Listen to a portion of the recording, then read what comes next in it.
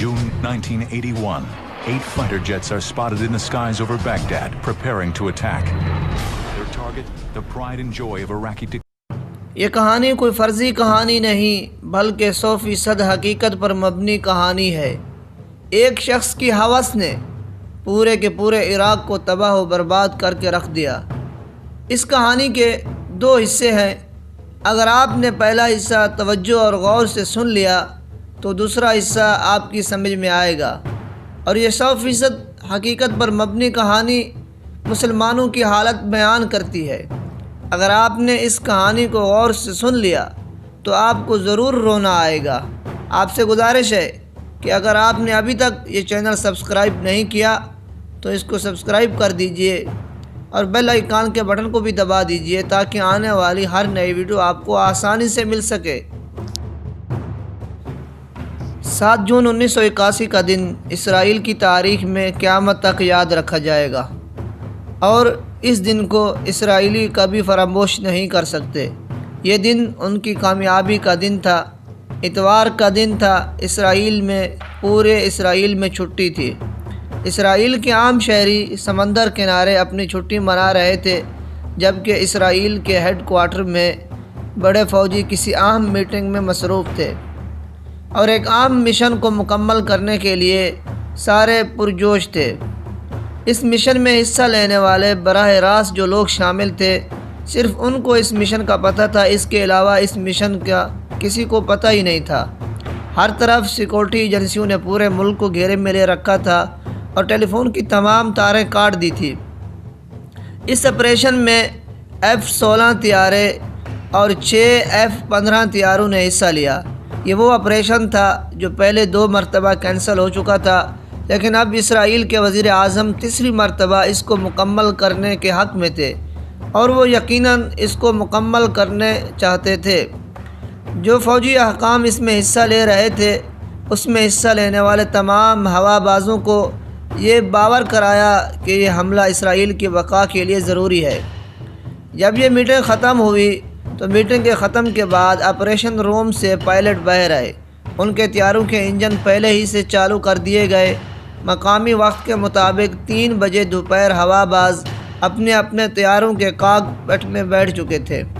چند ہی لمحوں کے بعد کنٹرول ٹاور سے اجازت ملنے کے بعد تمام طیارے یکے بعد دیگرے گرجتے ہوئے فضا میں بلند ہوئے۔ آپریشن کا آغاز ہو چکا تھا۔ گراؤنڈ پر کھڑے اسرائیل کے اعلیٰ فوجی حکام تھوڑی دیر تک نیچی پروازیں کرتے طیاروں کو فضا میں دیکھتے رہے، جو پلک جھپکتے ہی نظروں سے اوجھل ہو گئے۔ ان طیاروں کو 90 منٹ میں 650 میل کا فاصلہ طے کر کے بغداد کے قریب عراقی نیوکلیئر ری ایکٹر کو تباہ کرنا تھا، اور ان کا یہ سفر دشمن ممالک کی فضائی حدود کو چیر کر مکمل ہونے والا تھا، اور اسی دوران انہیں فضا ہی میں ایندھن فراہم کرنے کے لیے ایک بوئنگ 707 جہاز بھی فضا میں بلند ہو چکا تھا، اور اس جہاز کو ایک یورپی کمرشل ایئر لائن کی طرح پینٹ کیا گیا تھا۔ لڑاکا طیاروں کے ریڈیو سسٹم آف کر دیے گئے تاکہ عراقی ریڈار انہیں محسوس نہ کر سکے۔ بمپوں کے بوجھ سے لدے طیاروں کو نیچی پرواز میں کافی دقت ہو رہی تھی۔ تھوڑی دیر بعد یہ جہاز سعودی عرب کے شمال میں ایک صحرا کے اوپر سے گزرے۔ حملہ آور طیاروں میں سب سے آگے F-15 جہاز جا رہے تھے۔ اچانک انہوں نے پرواز کی بلندی مزید کم کر دی۔ اب وہ زمین سے محض 60 فٹ کی اونچائی پر اڑ رہے تھے، کیونکہ سعودی اور اردنی ریڈار سسٹم سے بچنے کے لیے یہ بہت ضروری تھا۔ تاریخ میں لکھا ہے کہ جب یہ اسرائیلی طیارے سعودی فضائی حدود سے گزر رہے تھے تو ایک سعودی ایواکس طیارہ بھی فضا میں گشت کر رہا تھا، جسے ایک امریکی پائلٹ چلا رہا تھا، جس کا مطلب واضح ہے کہ امریکہ کو اس حملے کا پہلے سے پتہ تھا۔ ٹھیک شام 4 بجے اسرائیلی طیاروں نے سعودی فضائی حدود کو عبور کر کے عراقی فضا میں انٹری کی۔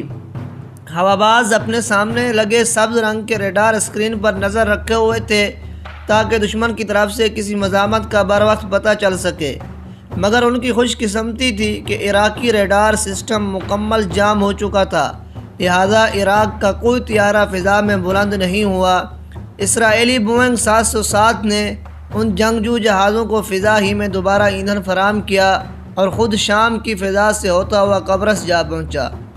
اسرائیلی طیارے جو ہی بغداد کے قریب جھیل بحر الملح کے اوپر پہنچے تو ان میں سے 4 F-15 جہاز اچانک 20,000 فٹ کی بلندی پر چلے گئے، جبکہ باقی 2 25,000 فٹ کی اونچائی پر آ گئے۔ اس کے بعد وہ تمام طیارے ایک وسیع دائرے میں اڑنے لگے۔ ان کے ذمہ F-16 طیاروں کی حفاظت کرنا تھا۔ شام ٹھیک 5:33 بجے وہ عراقی نیوکلیئر پلانٹ کی عمارت کے عین اوپر پہنچ گئے، جہاں سے انہیں عمارت کا 60 فٹ قطر کا گنبد صاف نظر آ رہا تھا۔ عراقی دفاعی نظام بالکل مفلوج ہو چکا تھا، کیونکہ ابھی تک اسرائیلی طیاروں کو نشانہ بنانے کے لیے زمین سے نہ تو کوئی میزائل فائر ہوا اور نہ ہی طیارہ شکن توپوں کی گھن گرج سنائی دی۔ پلک جھپکتے ہی ایک طیارے نے ری ایکٹر پر ایک غوطہ لگایا اور بمب گرا کر تیزی سے دوبارہ بلندی کی طرف چلا گیا۔ اس کے بعد تمام طیاروں نے باری باری ری ایکٹر کے عین مرکزی حصے میں MK-84 آئرن بمب گرائے۔ کنکریٹ کی مضبوط عمارت چند ہی لمحوں میں شعلوں اور دھوئیں کی لپیٹ میں آ چکی تھی۔ اس کے تھوڑی دیر بعد عراقی توپ خانہ نیند سے جاگا تو انہوں نے طیاروں پر فائر کھول دیا، لیکن ان جیٹ جہازوں کی رفتار اس قدر تیز اور پرواز اس قدر ٹیڑھی میڑھی تھی کہ انہیں نشانہ بنانا ناممکن تھا۔ اس کے علاوہ وہ نہایت نیچی پرواز بھی کر رہے تھے۔ اسرائیلی ہوا بازوں نے جتنے بھی بمب وہاں گرائے وہ ٹھیک اپنے اپنے نشانے پر لگے۔ اس پیشہ ورانہ مہارت پر دنیا حیران ہوئی۔ اس حملے سے بہت پہلے اسرائیل نے اپنے ان ہوا بازوں کو ایک صحرائی علاقے میں ری ایکٹر کے ایک ماڈل پر بم باری کی زبردست ٹریننگ دی تھی۔ اس عراق میں چند فرانسیسی ٹیکنیشین جو ری ایکٹر کے گنبد کو پھٹتے ہوئے دیکھ چکے تھے، وہ حملے کے وقت عمارت سے ذرا دور کھڑے تھے۔ ری ایکٹر کی تمام مشینری بالکل تباہ ہو چکی تھی۔ آخری بمبار طیارے کے جانے کے بعد اچانک ایک F-15 نے پراجیکٹ ایریا کے اوپر ایک غوطہ لگایا، لیکن اس بار وہ بمب گرانے نہیں بلکہ جائے وقوع کی منظر کشی کرنے آیا تھا۔ ارد گرد کا تمام علاقہ آگ اور دھوئیں سے بھرا ہوا تھا، مگر طیارے میں نصب اسپیشل انفراریڈ آلات کی مدد سے تباہ شدہ ری ایکٹر کی بالکل صاف ویڈیو فلم چند ہی سیکنڈ میں بن گئی۔